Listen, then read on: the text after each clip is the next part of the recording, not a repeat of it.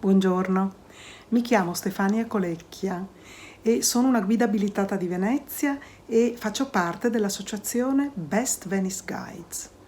Oggi resto a casa. Vorrei portarvi, quando si potrà, a visitare le gallerie dell'Accademia. In particolare vorrei andare nella sala dell'albergo e mostrarvi il dipinto di Tiziano, La presentazione della Vergine al Tempio.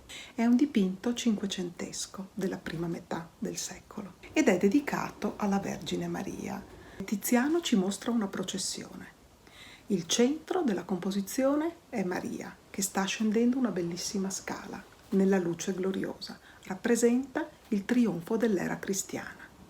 È circondata Maria da edifici dell'epoca, ispirati al lavoro di un amico di Tiziano, Sebastiano Serlio. A sinistra della composizione vediamo edifici dell'antica Roma, tra cui la piramide di Romolo, l'obelisco del Vaticano, con una sfera in cima, forse contenente le ceneri di Giulio Cesare. Quindi il trionfo, l'ascesa e la decadenza dell'antica Roma, il trionfo del cristianesimo. Sotto la scala vediamo una vecchietta che vende le uova e forse questa vecchietta incarna lo spirito dell'ebraismo. Accanto alla vecchietta, sul lato destro del dipinto, nell'ombra, un torso antico, simboleggiante il paganesimo. È interessante notare tutta la serie di persone che compaiono nel dipinto, dal confratello che dice con la sua mano calma, alla rappresentazione di Elisabetta e Zaccaria che guardano Maria. Del resto come i suoi genitori, Anna e Gioacchino. Stanno alla finestra e osservano la ragazza. Rispetto alla finestra osservate a sinistra il gruppo delle nuvole. Bellissime.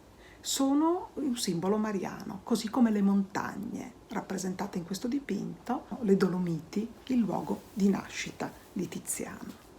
In questo dipinto ci sembra che tutte le figure stiano per incontrarci, per emergere dal quadro. C'è un libro che mi ha colpito molto ed è stato presentato proprio nella galleria e riguarda la storia di due bambine, una del Cinquecento e una della contemporaneità. Le due bambine si incontrano ed esplorano Venezia, i temi del passato, del presente, ma anche del futuro. E questo a me interessa molto, far vedere Venezia come una città vera e vissuta.